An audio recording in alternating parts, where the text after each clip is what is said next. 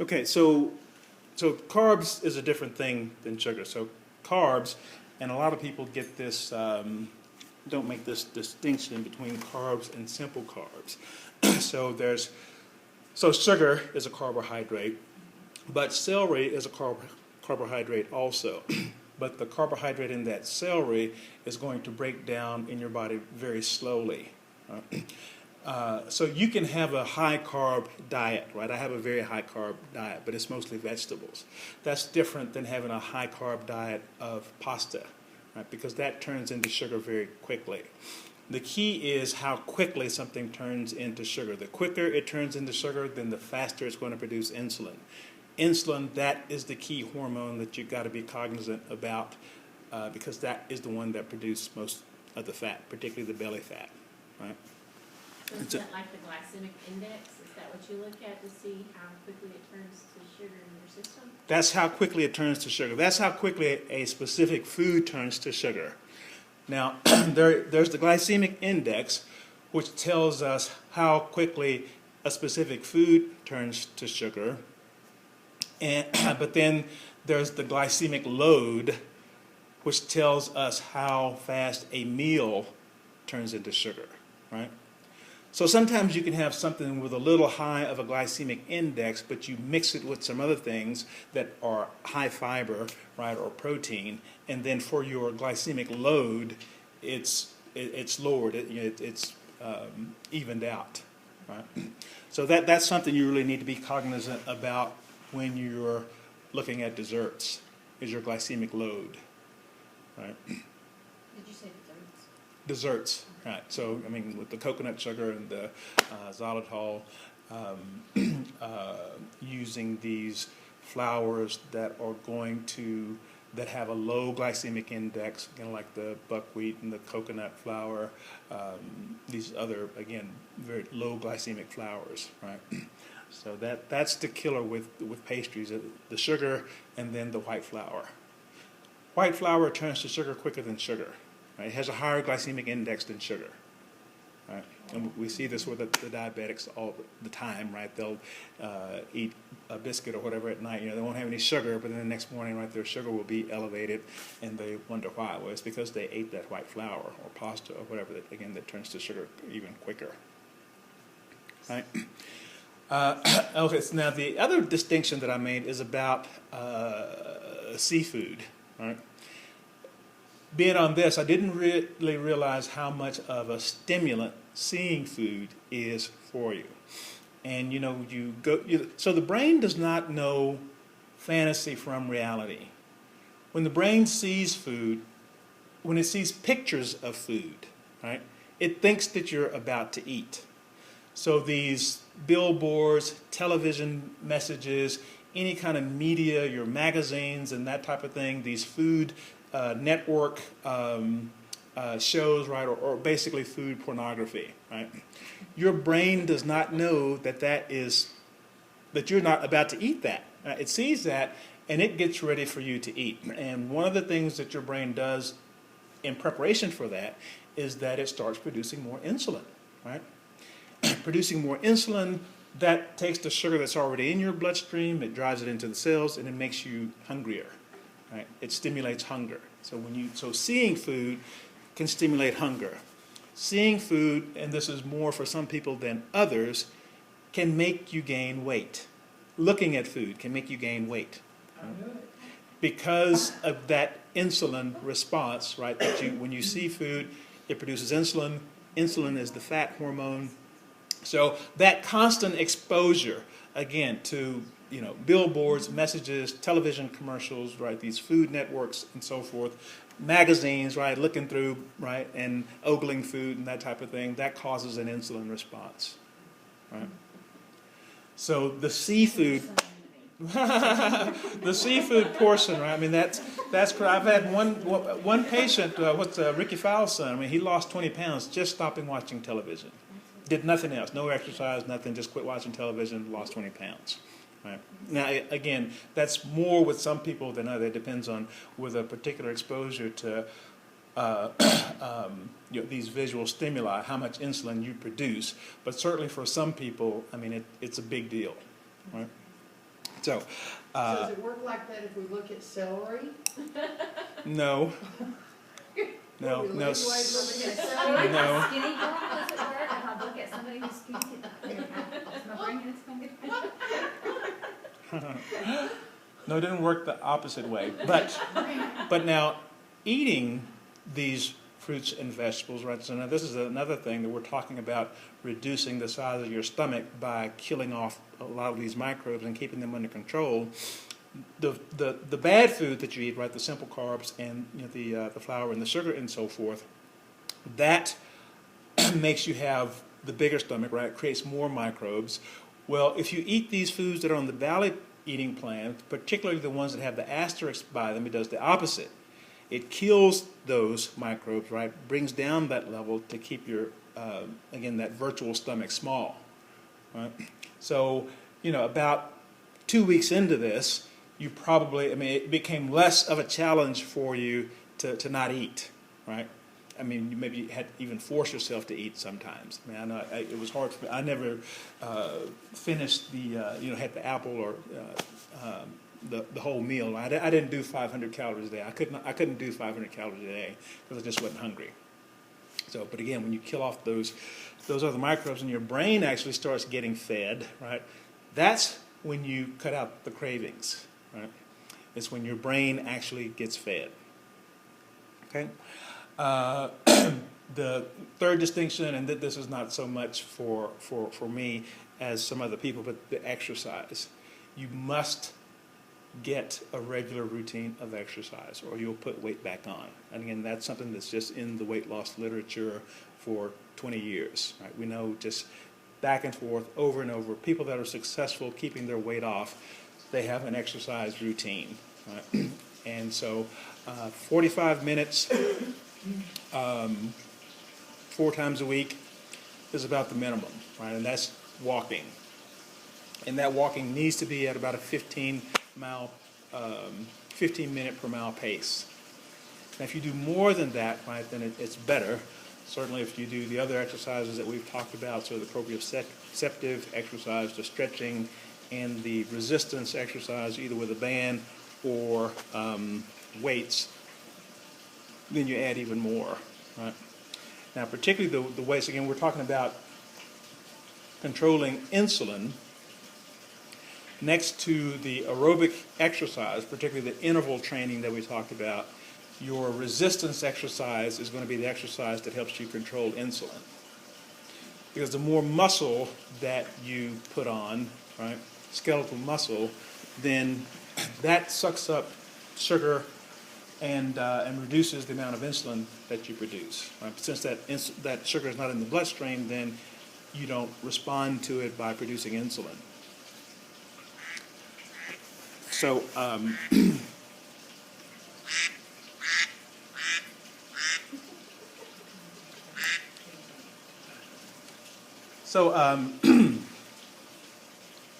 again, the more of these those 4 types of exercise that you can incorporate, then the better your results are going to be.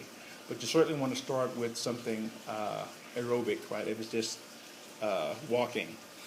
And then the next step up from your aerobic exercise is interval training. So you want to start doing the intervals that we talked about before. And then the next thing that I would add is the resistance training.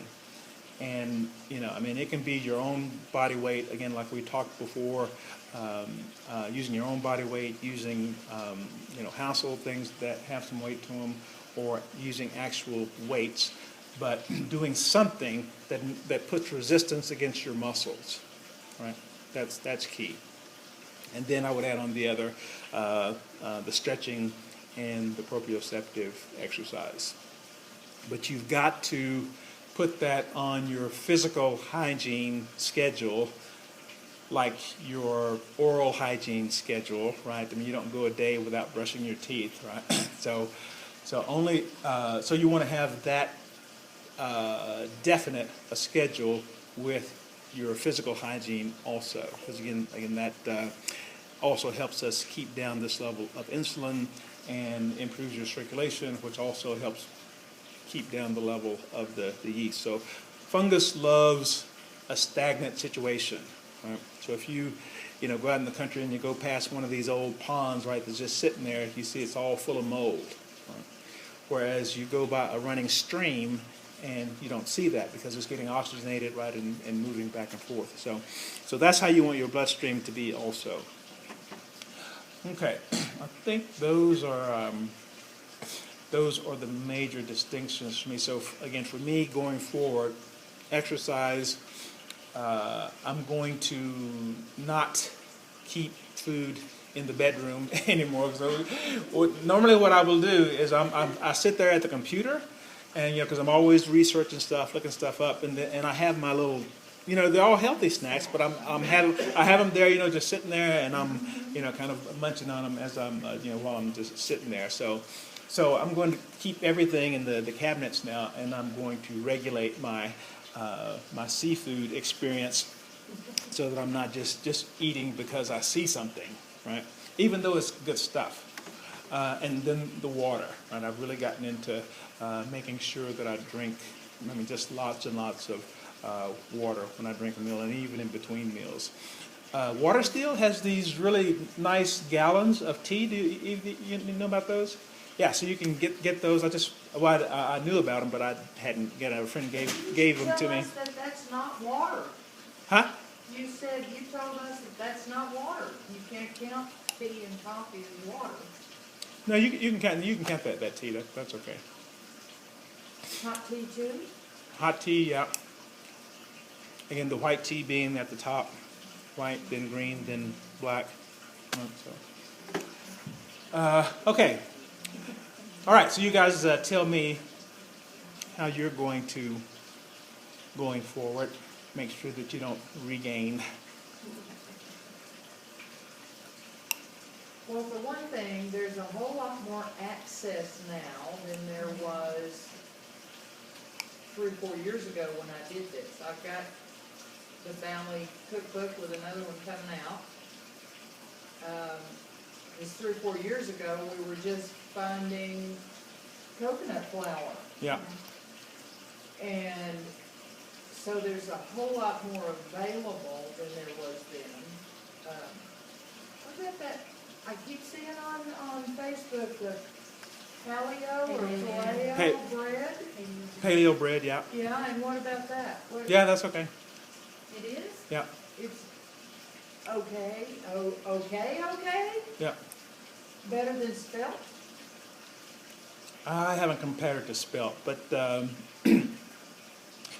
any of those that have the low glycemic index like that, and that are not made from these traditional grains, so rice, wheat, and corn, will probably be okay. But you'll be able to tell what you need to stay away from.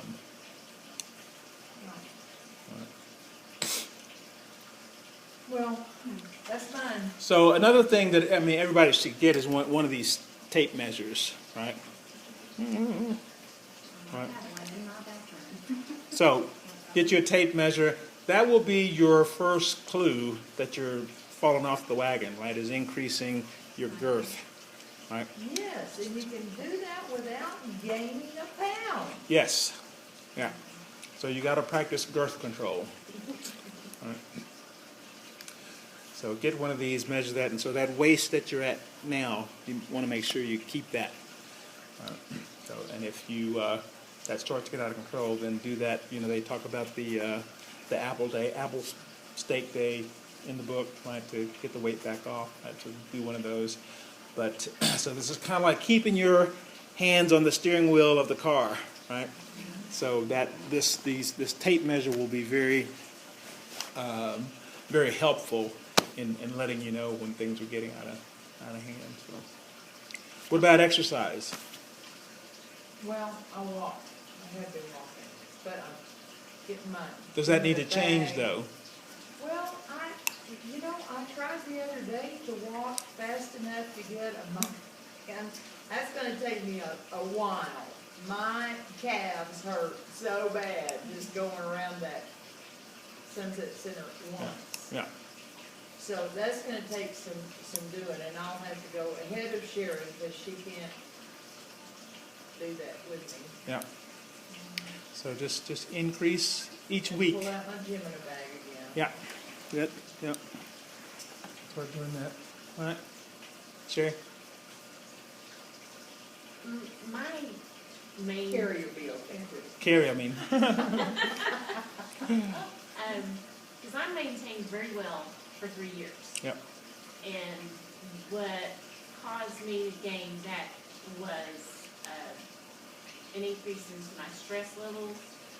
And with that increase in my stress levels, because I started back to college and Your daughter got married. yeah, daughter got married, had some things that happened to create emotional trauma in my life. And I stopped watching what I was eating. I stopped stepping on the scales. I stopped taking care of myself because I was so stressed. I was doing I was using food to make me feel better. Yep. And so I knew that what I was doing was making me feel worse. Mm-hmm. Because physically I just started dragging and no energy and, but I knew that it was happening. But once I had started eating the processed sugars and carbs, I just started craving it. Why? Because it was feeding the beast, the yeast. Right, exactly. And so Exactly. it was just. And So the if you harder throw I gasoline tried- on that fire, you're going to get a bigger Exactly. fire, no question. The harder I tried to stop, the more stressful it became. Right. And Yeah. so, in order to keep that from being stressful, I just started eating whatever I wanted. Okay. So let's make a distinction here now between the difference between stress and rain or fire.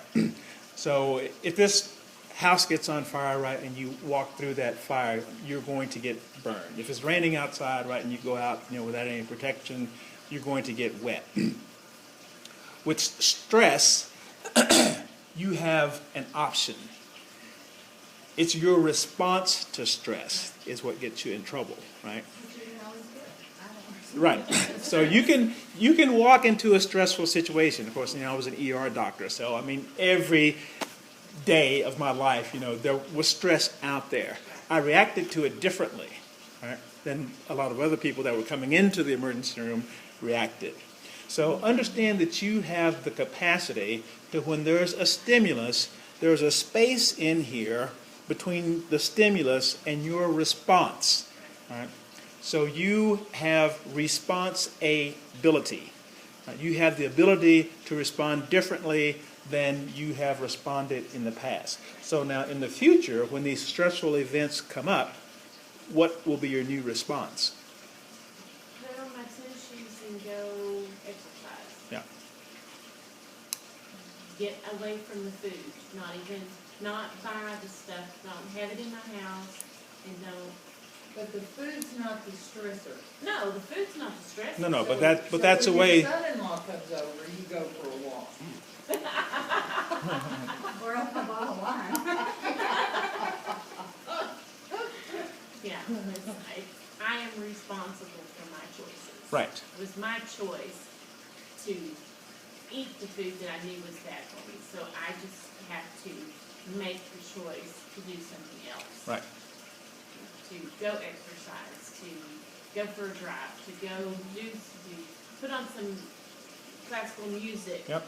Something else that will help me to not think about the stress and react differently. And that plan A, B, and C, and D, I mean, you should have those written down, right?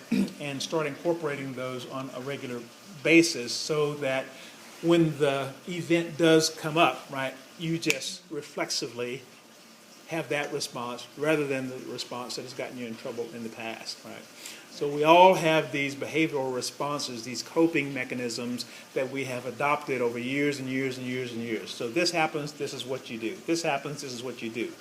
And, we make excuses for it, and that's who I am, or, he makes me do this, or, so-and-so makes me do this, or seeing that on TV makes me do this. It doesn't have to, right? There's that there's that stimulus, there's a space there, and then there's your response, right? And so you have the ability to start changing responses that haven't worked for you in the past, right? Okay. What about exercise? Exercise. I enjoy exercise. Good. I have a plan. I want to be able to run a 5K by the end of the summer. Excellent. So I'm gonna start training for that. Good. As soon as I finish this. Take Jody with you. See, the last marathon I did, you didn't show up. Did you do that? Those mini marathons, he was supposed to be our swimmer and did not show up. Remember that. Of course not. Jennifer. I think my thing was, after last time, is just life. You know, just like this weekend, knowing I was gonna do it again. I wasn't which I cheated Saturday, and my cheating was that I had 2 bites of avocado, and I'm like, I had 2 bites of avocado, but you know what? But it was, you know what I'm saying? Like, we were really busy, and when life starts getting chaotic, it's like, oh, forget it. I don't have time to cook that. I don't have time to do that. I don't have. It just happens, and so it's okay. Well, let's run through Chick-fil-A, and we've got, you know, I mean, it's hard, and just like we were talking about when we've been on 2 trips, I guess, since we've been doing this, making an effort to pack my own stuff. Yep. And I think what I did, I mean, not so much, my kids don't eat that, and my husband don't eat whatever. They're gonna have to do what I'm doing too. Yep. And like you said, they need to be eating it, and they will eat it, so we all need to be doing it. You know, Right. instead of me just going with the flow too much of the society, I mean, you know, what the norm is. Right. You know, just like I was saying when we went, and everybody was this big around eating pizza and cheese sticks, and I'm sitting there going, I have my chicken and vegetables, it needs to be the chicken and vegetables Yep. every time. Yep. You know what I mean? Just making that effort to not go with the flow. Yeah, and then and again, so this is where your planning comes into play, right? Because if you're, you know, I just finished this 4,000-mile trip, you know, over to DC and back. If I didn't have that cooler filled with stuff and, you know, and stuff sitting there, I mean, it's just too many opportunities. This is the other thing, the clarification or distinction that I realized about trying to keep the weight off. There's too many. Dieting will not work. It will just not work. It will fail you because there's just too many opportunities. There's just too many opportunities. So the little celebration that we had for Aunt Ollie, right? Just all this food was there. And then just as you're driving down the highway, there's this and there's, you know, and there's Memphis barbecue, you know, and there's Louisiana Cajun food, and it's just, I mean, all this, it's just everywhere, right? So I mean, there's no, particularly, you know, for people like me that, you know, who were former, you know, carboholics. I mean, it's like being an alcoholic. You can't drink, right?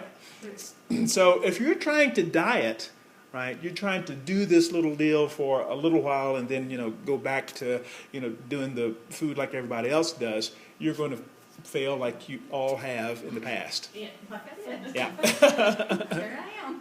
Yeah. And so that's why I've taken the name diet, you know, off the Valley Eating Plan. So it's a lifelong eating plan. Even if you have Christmas or Thanksgiving or what else, right? That's a departure from your normal everyday eating plan, which is the Valley Eating Plan, right? So I found that if I know that we're going to go out to eat, I will find the restaurant menu and go through before I go and decide, okay, I'm going to get the grilled chicken salad. Right.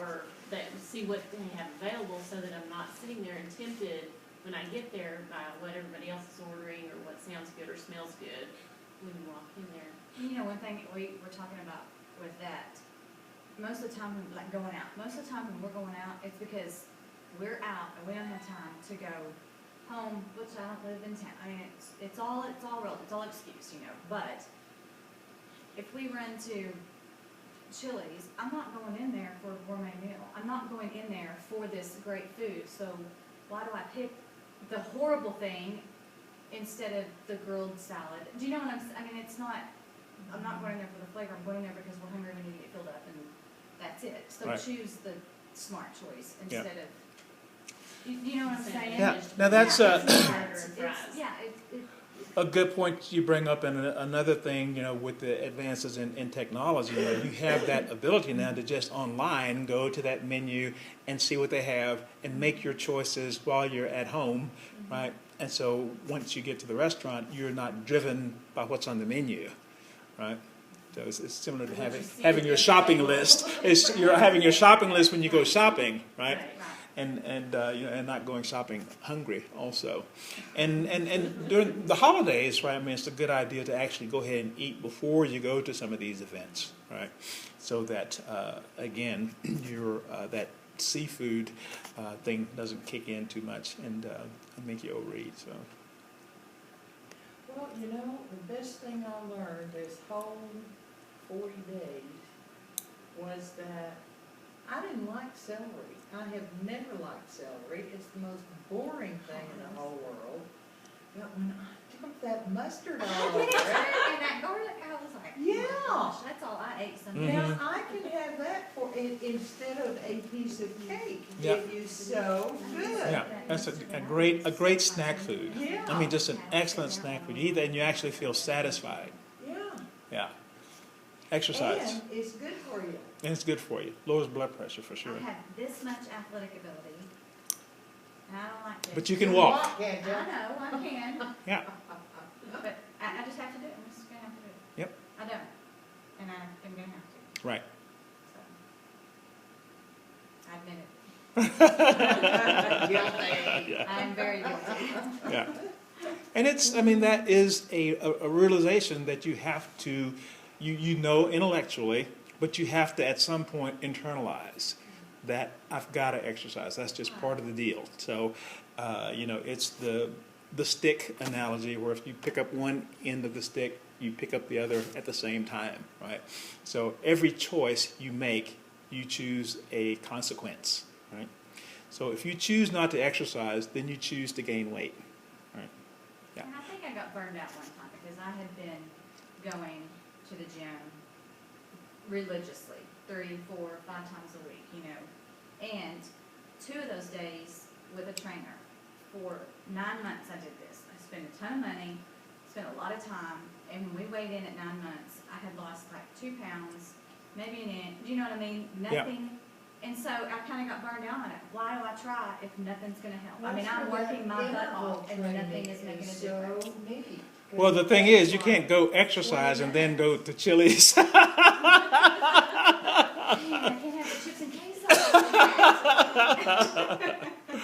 Yeah, so that's another, this exercise machine, this rowing machine, has been helpful in having me make that distinction. So like today, I exercised for 50 minutes, right, so I rowed 10,000 meters. I mean, and that's hard work. I burned 500, maybe 26 calories, right, in that 50 minutes, almost an hour. Right, 500 calories. Now think how quickly you eat that many calories. One meal. In one meal. Right? So you're not going to be able to compensate exercise, trade that for meals. You're not going to walk it off. Right. Right? So, yeah. All right. Well, you all made really good gains, and so the purpose of this, the HCG. I mean gains in your health. Right, gains in your health, losses in your inches and waist and weight, but gains in your health. And what this, the HCG is not this magic bullet that's supposed to erase all your sins. It is a springboard for weight loss to get you back going in the right direction, right? So we don't want to every 6 months or year, be doing the HCG again, right? This is to get you, again, act as a springboard to get things going quickly, to shrink your stomach, get you back in control, and then you start doing these things, right, in order to keep that happening going forward, so. All right. Okay, so now we can go back and do our girlfriends and Yeah. coconut oil. Yes. Yeah. So you can go back to those things and fish oil. Fish oil, yeah. Yeah. So, those things. Oh, the other thing, spices. Spices are very concentrated in their ability to kill fungus. So you really want to start focusing on these spices that kill fungus. Matriculate those into your cooking as much as possible. The turmeric, right, very good. The cayenne pepper, nutmeg, sage, rosemary is a very good one also. Cumin, right? Start using those in your cooking, right? Because they're again very concentrated ways of getting in these antifungals, right? To keep your virtual stomach small. I was raised using salt and pepper. That's Yeah. all my mother ever put on anything was Yeah. salt and pepper. Yeah. Well, I found out during this, if I made that onion soup, just pour that cumin and the turmeric and the rosemary and all that, and then you don't have to put salt. Yeah. And so I spent 60 years cooking with salt and pepper and didn't know that I could make it taste good without, yeah. Yeah. And then the How do you know what these things are in the onion family. So scallions, the purple onions, garlic, the black garlic, right? Those are also, small and potent, right? Things to add to your cooking that will kill off fungus. All right. You know, one thing I think that was easier on this time is the things that you let us add, Mm-hmm. like adding the garlic, or adding the mustard, Yeah. or the little red pepper. You know what I'm saying? That helped you get through those days where it wasn't just celery or lettuce or tomatoes or spinach. You know what I Right. mean? That Yeah. there were things Mhm. that you didn't feel deprived. Yeah. You know, I think that made it a lot easier. The rice protein. Did anybody else do the Yes. rice protein? Yes, that's been my godsend. No? You didn't do the rice protein? That's one of the things I took with me on the trip. I did too. And it was just so easy, right? And I would even just mix it with water. When Yeah. I didn't have anything, I took my NutriBullet, but I was like, I'll just mix it with water. You know, and. it In the was- car, I mixed it. It's vanilla flavored, isn't it? Yeah, Yeah. I think it was okay. It's Yeah. not See, something that's- you want to sip on all I day. can't wait to get my NutriBullet back. So in the car, as I was driving, I would just throw some Uh-huh. protein powder into my bottle and shake it up and drink it. In the hotel, then I would bring out the NutriBullet and use it. And that was, that rice protein is just, that's just too easy. We did it one morning when we were gone. We did to get the NutriBullet out, and I threw in a package of raspberries, and that was it. Yeah. Of course, some water. And that was our breakfast, cutting Yeah. our breakfast, Yeah. you know. And then you we feel ate full. lunch, but I was full until we had Yeah. dinner that night, you know. Yeah. Mhm. Yeah. I love that. Yeah. That's there were different options. Another thing that Yeah. I tried to do was get past lunch because it's time to eat. And Yeah, it's- now that's another thing, the time Yeah. stimulant, right? Yeah, Because it's a particular time, we think that we're supposed to eat, right. right? Yeah. So And drink your water then, right, and see if you're really hungry. Yeah. Every time I do this, I cook way ahead. I do too. And as soon as it's over, I stop, which is a big problem. I should not stop. I need to keep fixing it for a long time. Yeah. Then I would eat chicken salad Right. because, Pull it out yeah, easy and Yeah. have root contact. Yeah, so again, planning ahead, right? Not getting caught off guard and again, being in a situation where you're hungry or you're depending on willpower, right? Because that'll backfire. So. I like the little packets of tuna that. Oh yeah, that was another thing. Those are like That's, emergency. Yep. That's okay. I don't really have time. I am really hungry. It is 4 And you o'clock in know, the we were- afternoon, and I'm ready to We eat. were cracking up. Remember when we said, oh, it's 3 ounces? I got to the point that I'd eat half of it and that's it. Okay, that was enough protein. I'm satisfied. Yeah. But I'm like, it's that much. yeah. Now I would just particularly if I was rushed, right, I'd throw open one of those, and put it in and just mix it with the mustard and yeah, have some celery, and boy, that was really quick and easy and very satisfying. So I think that'll be something that I do keep on hand all the that time. Now. It's just me too, right? And again, some of the my plan going forward, I'm going to basically keep this the HCG protocol with just a few more calories. Yeah. But we can't not eat like we did this time. I mean, like, if I got past noon, I was fine until evening, and I was afraid to not eat anything all day long, even though I wasn't hungry. Now, you told us that that doesn't work if we're not on the HCG. Right. So we need to eat. Yeah, just more calories, right? Same protocol, but just add more calories. Yeah. I was most successful when I would eat something in the morning and then a couple hours later a little bit more, Yeah, a couple hours right. later a Yeah, little bit yeah, more, yeah. and kind of not really grazed, but that kind of concept. Yeah. I felt satisfied, and I wasn't craving the things that were bad for me. So that's another good point that you bring up that I noticed through that is that eating the same amount of calories throughout the day, if you split them up throughout the day, you gain less weight, right? Because you have a less of an insulin response, right? So yeah, that same amount of calories, just grazing that throughout the day is another technique. Well, I didn't lose as much, but I learned more. And that's a more important Something thing. I can maintain. Right. Yeah. That's a more important thing than the weight loss, again, because we don't want to be dependent on the HCG for weight loss, right? Kale. Yeah. Oh yeah. That's something. Did everybody have the kale chips? You didn't Jennifer make any for wasn't me. here. Did you go make some? But I mean, did you? I mean, you had some though. You hadn't made it at home? Yes, remember I told you. Okay, yeah, that's right. Oh yeah, she ate the whole thing. I said, I made the kale, I saved you some. I took a picture. I Yes. ate all of it. I didn't care how many calories it was. Well, I ate it that's all. because you load it all up and stack it all up, and when it's done, you put it in your.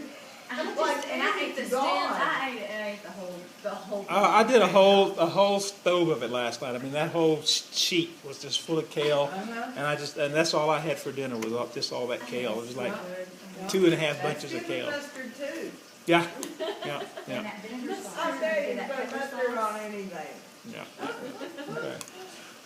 All right. Any parting shots? You guys want to give your audience any encouragement? Tell them your thoughts on doing this. You are editing this, right? No.